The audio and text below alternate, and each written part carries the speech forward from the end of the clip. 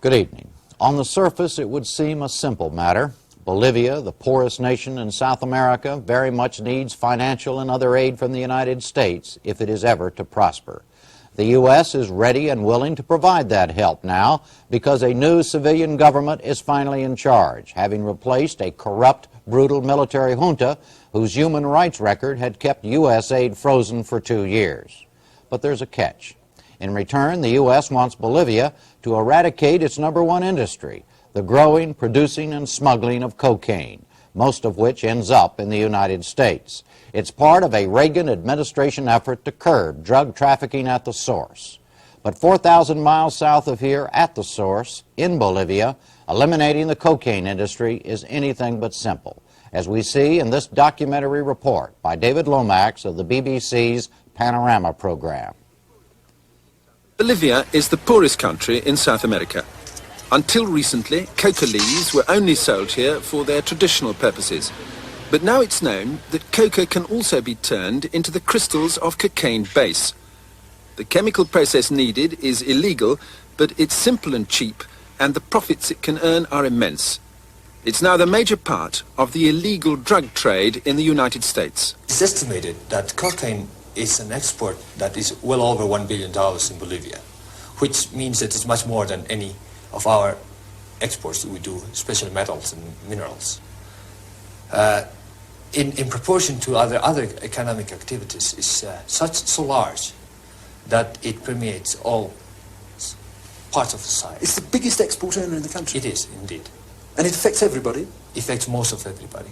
Bolivia has become a laughing stock in some places.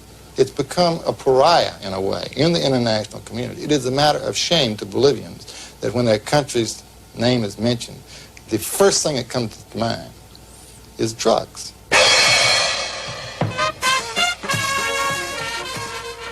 Arriving at the mining town of Uncia on the Andean Plateau is the new civilian president of Bolivia, who's come here after years of exile to meet Bolivia's tin miners, his most enthusiastic supporters.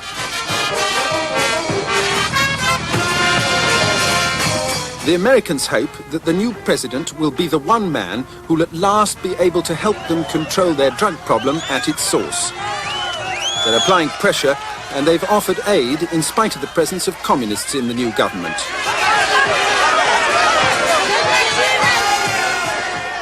Dr. Silas Suaso is a former president himself and now leads a new leftist administration pledged to stamp out corruption and wage war on the mafia. But everyone here knows that however sincere he might be, he may not have much time. Bolivia's presidents have rarely held power for long. In the last 40 years, most have been deposed, one was lynched, and there were once 3 different presidents in turn on the same day. Dr. Silas knows that his government can't survive without American backing, and this support will depend on how fast he moves against the coca trade. Nunca hemos sido demagogos. Siempre hemos procurado ser honrados intérpretes. In a remarkably candid speech, he tells the miners that his first priority is the economy. He says he's inherited a mortgaged country with debts of more than $3,000 million, alarming and institutionalized corruption, and an inflation rate of 200%.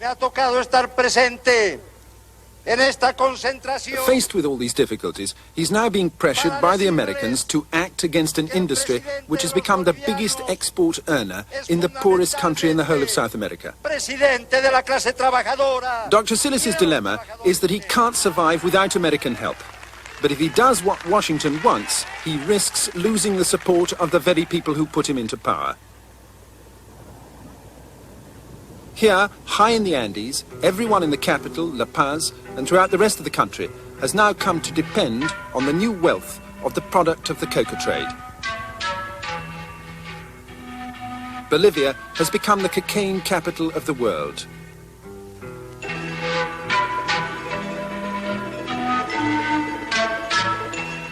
The areas where coca has always been produced in Bolivia are vast and spectacular, but they're also remote. And until recently, roads hardly existed.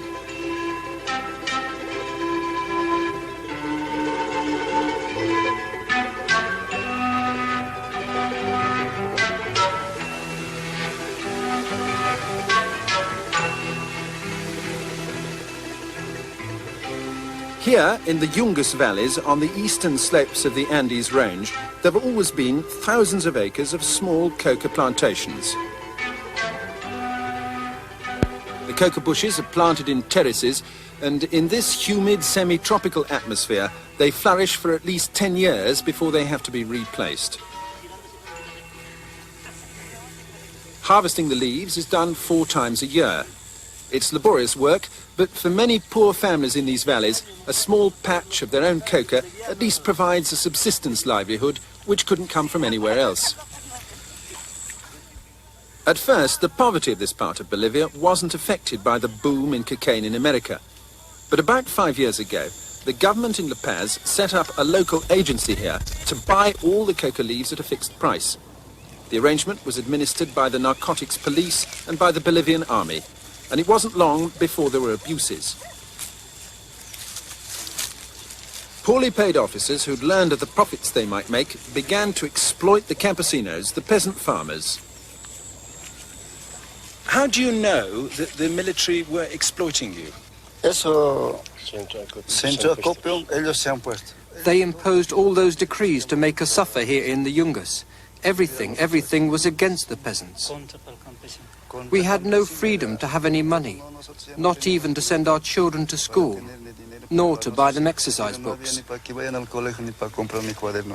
how much were you paid for the coca by the Bolivian army, and how much were they getting for it when they sold it somewhere else? They paid $13.50 and sold it for $35,000.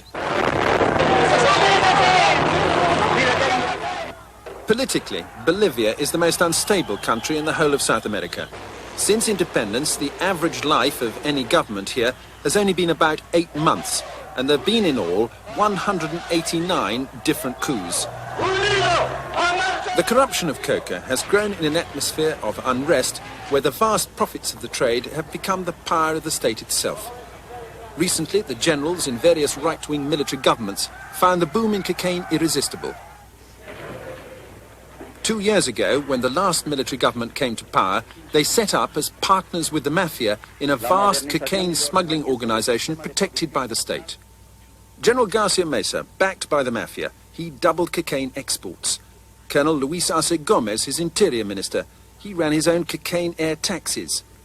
General Hugo Echeverria, an army chief, he set up his own smuggling ring. Colonel Ariel Coca, an Air Force commander, who ran another one. All these men are now in hiding abroad. One of the victims of these generals was the only survivor from this aircraft which he'd been using during an election campaign. It crashed and burst into flames, and it's generally agreed that it was sabotaged. The survivor, who was well known as an enemy of the drug mafia, is now Bolivia's vice president. Para los norteamericanos es un problema de salud, un problema de moral. Drug trafficking distorts our political structure because it promotes dictatorships. The last ones were linked to it. Porque el narcotráfico nos distorsiona el funcionamiento económico. It does not allow us to be a democratic country.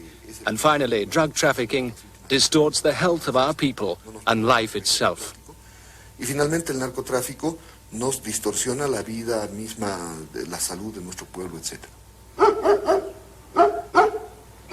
The hold which the cocaine trade has over Bolivia is most evident in the more select suburbs of the capital, where new privileges are jealously guarded. Bolivia's recent wealth is only too obvious wherever you look. An entire section of society has found a new way of life which they won't be willing to surrender.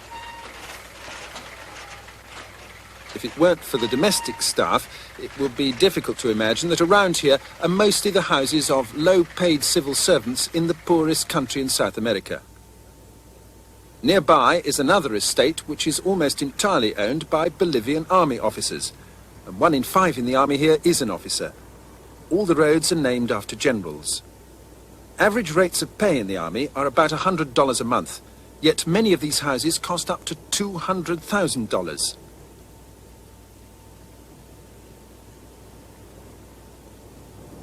They're all furnished with imports from Florida, and the style of the whole effect is known locally here as Miami Baroque. The growth of these estates coincides exactly with the boom in cocaine. But the man who's made most out of the cocaine business, Roberto Suarez, doesn't live anywhere near the capital. This is the man who, in the past, has been virtually able to install military governments in Bolivia. He's probably the biggest drug dealer in the world, suspected by the Americans of earning $400 million a year. Roberto Suarez now runs a third of the country almost as his own personal domain. And in this vast area, government forces would never be able to touch him even if they wanted to. Light aircraft are the only means of communication here between the isolated cattle ranches.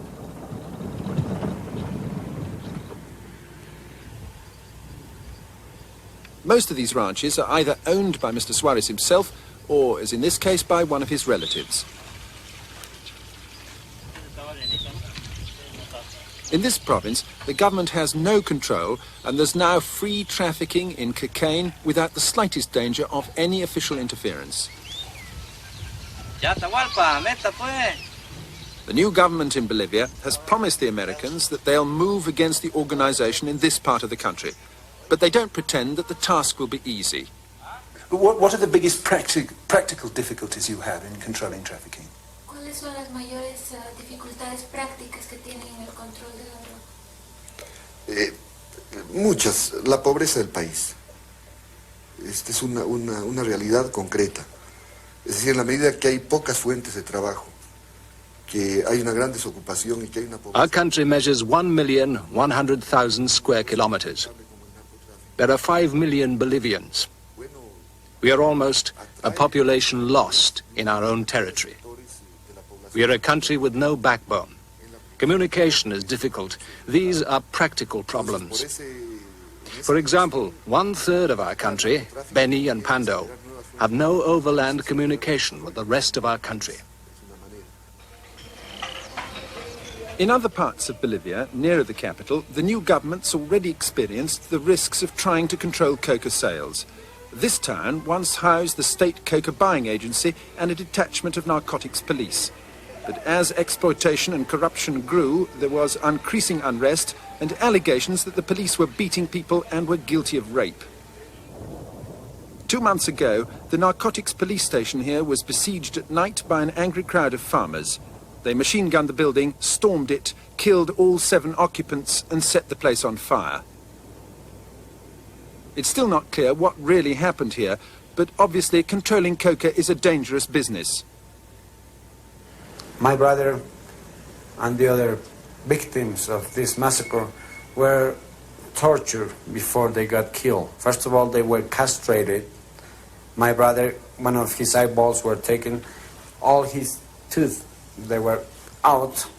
They stuck a wooden stick on his stomach, and on top of it, I believe it was a machete that they used, and they cut his forehead. And besides that it was nothing. They dragged them around the square in this place called Chulumani, and they were left for many hours. Like they were, I believe, not even animals are treated that way.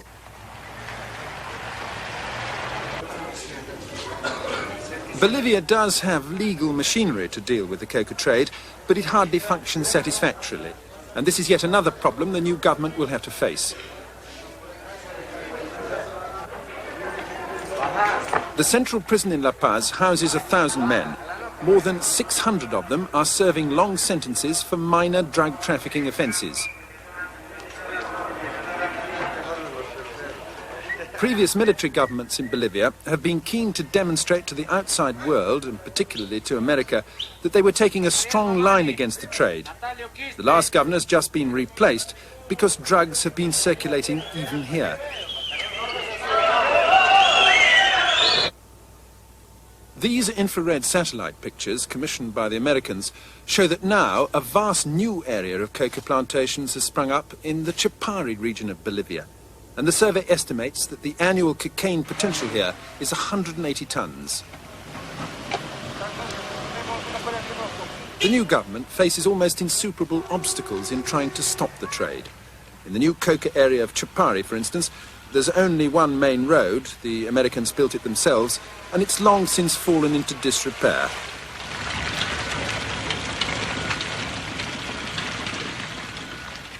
There are few airstrips, and we didn't see a single member of the Bolivian police.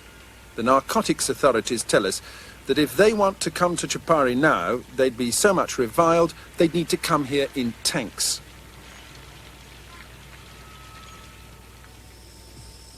At one time, all the farmhouses here were surrounded by small holdings of different crops. Now, they're all growing the same thing. Coca earns these peasant farmers 5 times more than anything else they can grow.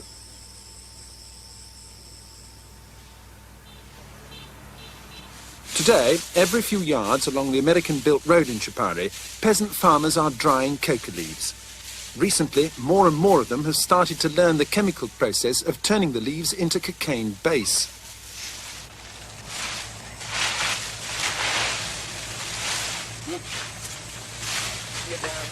Coca production still uses antiquated machinery, but it's the only flourishing business in the country.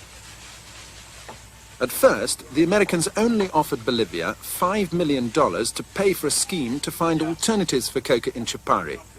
They've just increased the offer, but only to $30 million. The industry itself is earning more than $1 billion.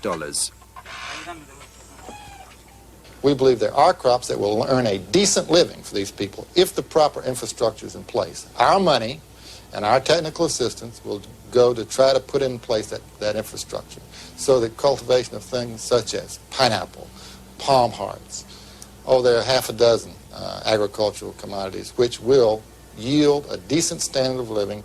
Porque aquí se cultiva, aquí da. We have agriculture here. We produce here. But we have no markets, no industries. We have no infrastructure to be able to develop it all. So we have to look for a way out of this. Rice is grown, but it doesn't pay its production cost. Pineapples are grown, but the price is so low that much as many of us would like to reach your countries with our produce, we cannot overcome all these barriers we have here, and so we keep all the fruit here, and it goes to waste.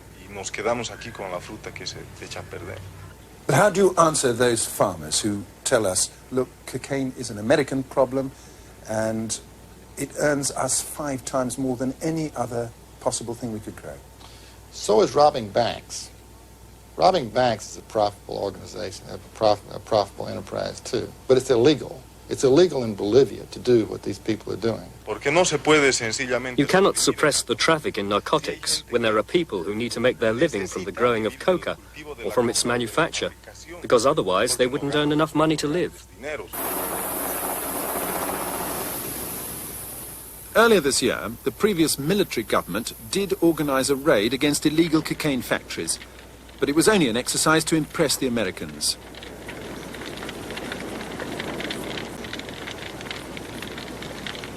The raid was executed by the army, but planned by the Americans, and 2 American drug agents, we're told, actually came along themselves. It was the first such operation in Bolivian history, and it's never been repeated. At the end of the raid, the only prisoners were a few local peasants. The operation had no effect on production or on the profits of the mafia. Well, according to American sources here, the cocaine mafia in Bolivia is run by 19 top men. They all have connections with other organizations abroad. They're all heavily guarded. They're naturally reluctant to be filmed or to be interviewed. And they're all, of course, highly skilled at covering up their traces. The evidence against them is almost entirely circumstantial. For instance, if a light aircraft crashes in the middle of the jungle with several hundred pounds of cocaine on board, as has happened recently, there's never any trace of the pilot, and the owner can always claim that he chartered the aircraft to somebody else who's also conveniently disappeared. Well, the Narcotics Control Police from their headquarters here in La Paz have in the past been powerless to make any arrests. That's either because the mafia has been better organized or better armed than they are, or more usually because the Narcotics Control Police have been involved in drugs trafficking themselves. The new government sacked 5,000 officials, and now, beside an ironic no vacancies sign, there's only a solitary wanted poster. You don't get the impression that very much happens here. The police could only show us the evidence of one raid they'd organized in the last 2 months. They'd captured a few utensils from a small factory they'd found in one of the suburbs. Their prisoner is now yet another statistic in the Narcotics Police Intelligence Section. The names of the top drug dealers, unfortunately, aren't recorded. The last regime took all incriminating evidence with them into exile. The biggest problem that we have so far is that we don't have too much resources in order to try to catch them. Besides, they have a lot of money, so it's very difficult for us, to try to catch them. I guess that would be the main reason. But anyway, about information, we have a lot of information about these people. Do you have information about Garcia Mesa, Arce Gomez, Colonel Coca, Roberto Suarez, people like that? Well, I'm not really authorized to say that. I should have the authorization from the chief of narcotics in order to give this type of answers. But what I'm asking is, do these files contain information about really big people, or are these just small fish? Well, about the people who just you've been asking me last, about these big people, about Garcia Mesa, Arce Gomez, etc., we don't have any information about these people. The narcotics police have managed to confiscate some cocaine, but everyone here knows that it's only a tiny fraction. But even so, the government is still maintaining that it is making progress. Dr. Sines, how is your government going to stamp out cocaine trafficking? By means of national mobilization. We have one advantage which will help us begin the fight against drug trafficking, and that is that this government is made up of people who are totally honest, something which never happened in the past.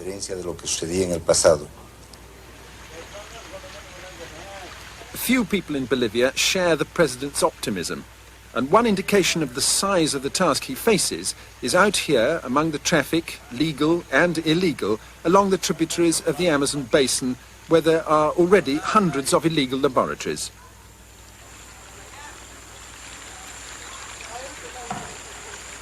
Most of the cocaine base produced in Chupare is smuggled from here in boats downstream. The new drug squad has not yet visited this part of the country. It hasn't mounted any search operations and has no helicopters or aircraft.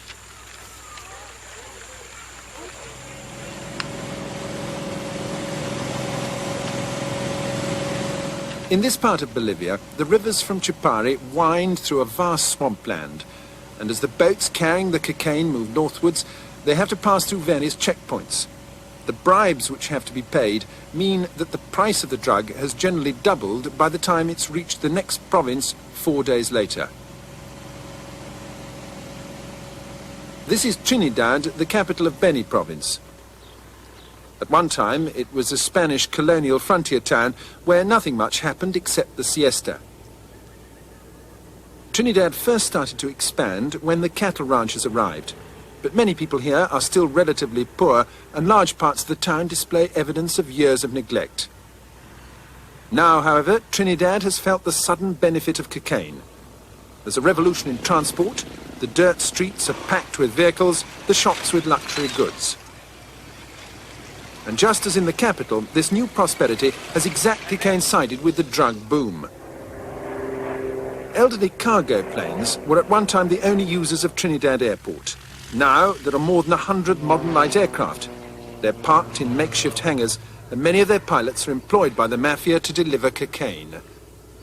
When you have such a large influx of foreign exchange on a black market, on a parallel economy, it gets to the financial system in a way. It gets to the other economic areas. For example, I was saying, somebody who sells airplanes, well, he's in a completely legitimate business, but he's probably selling much of the airplanes to the mafia. So he's getting involved too. Those people who deal with foreign exchange, they are being part of the mafia or part of the system, willingly or not, because they are handling something which is being produced by this drug traffic. In the capital of La Paz, prosperity is skin deep. The government has a choice. Either it accepts, out of political necessity, support from the Americans, or it allows the cocaine trade, with the aura of prosperity which it brings, to continue. The people of Bolivia who voted for this government do not want the return of the generals and do want to get rid of the mafia. But even they may be dismayed at the economic cost of such an unlikely victory. First of all, you will have a rising rate of unemployment in the rural areas and also in the urban areas, because a lot of people with the economic crisis has been driven back to the countryside, and many of them have been employed probably in this sort of an activity. So you will have a rise in unemployment. Also, you will have a rising cost or price of the foreign exchange. The dollar will skyrocket. And this will bring, I think, also a very deep problem in terms of inflation. But in the end, the choice of what to do about the cocaine trade might well be taken out of the government's hands. For only 2 months after taking office, they're facing protests in the capital over rising prices and unemployment. There have been widespread calls for a general strike and several runs on the banks.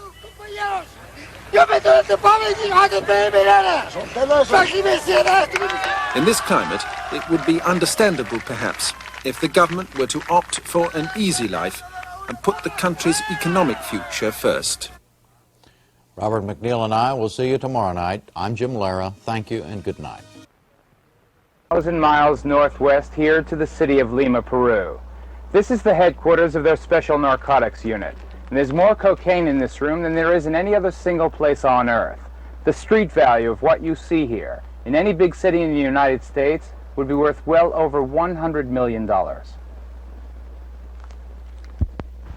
From the fields of Bolivia, the cocaine connection travels 1,000 miles northwest here to the city of Lima, Peru. This is the headquarters of their special narcotics unit. And there's more cocaine in this room than there is in any other single place on earth. The street value of what you see here in any big city in the United States would be worth well over $100 million. Cocaine in this room than there is in any other single place on earth. The street value of what you see here in any big city in the United States would be worth well over $100 million. There's more cocaine in this room than there is in any other single place on earth. The street value of what you see here in any big city in the United States would be worth well over $100 million.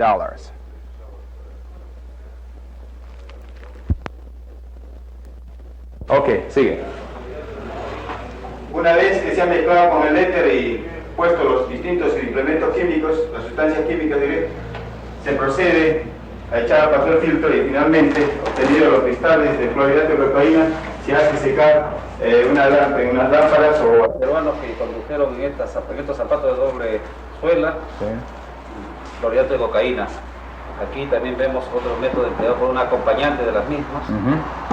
Pasando a otro caso, vemos que se valían de sprays que funcionaban y tenían la droga dentro, tal como es este caso, que funciona, pero el resto contenía clorhidrato de cocaína.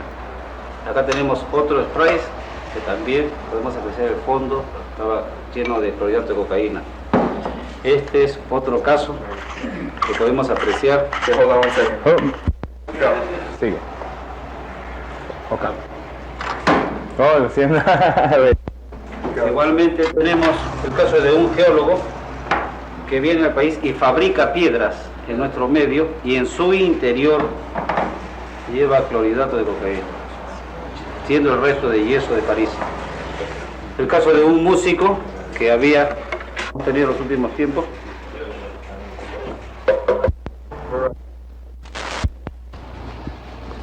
Buenas noches. ¿Viene con ustedes?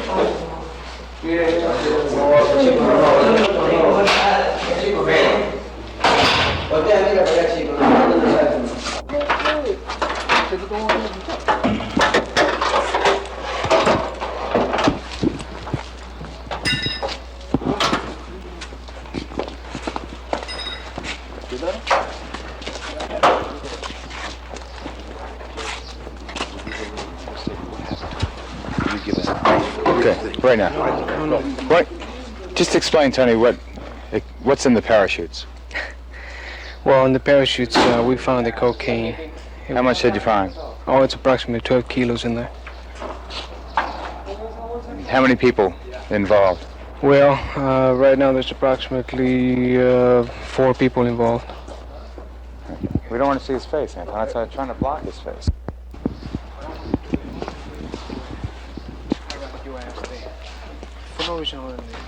I'd like them to be there.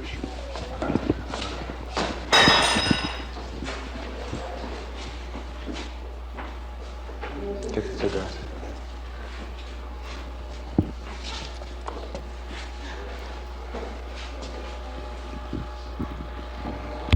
Go from them to here.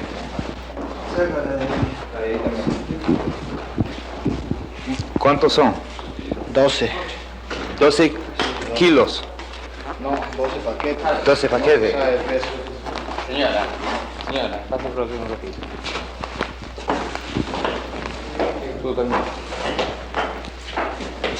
¿De dónde viene la coca, sabe?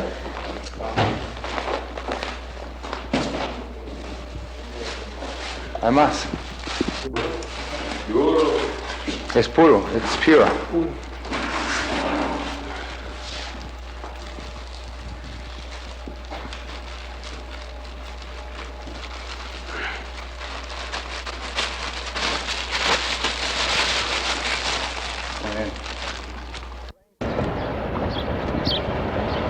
Plainclothes policemen from the Special Narcotics Unit of the Peruvian Police Department have just captured 4 suspects.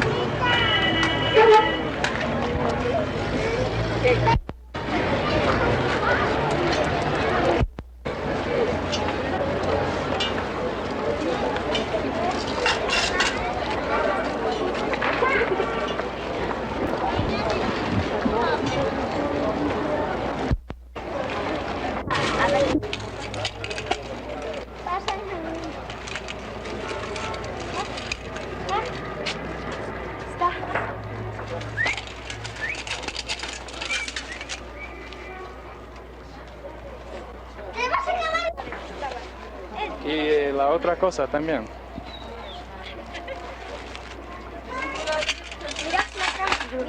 María.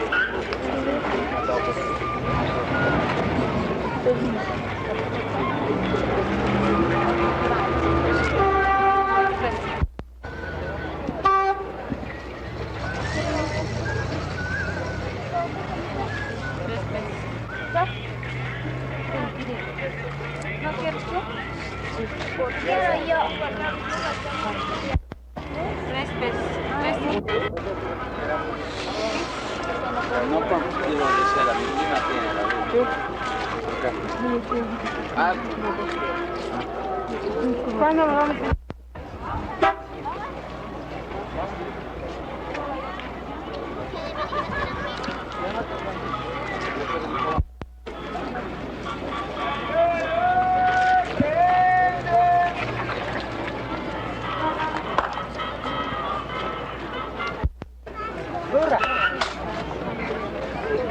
Harían la contra los del Bolívar.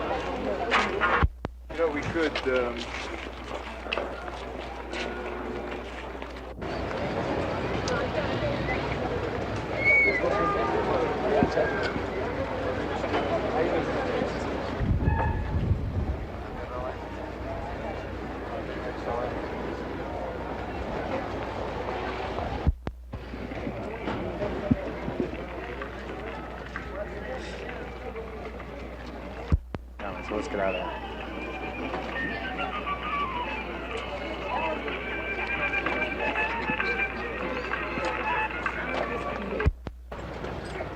Too late. Now there's one right. Snowblind continues tomorrow when we take you here to one of the South American origins of the cocaine connection.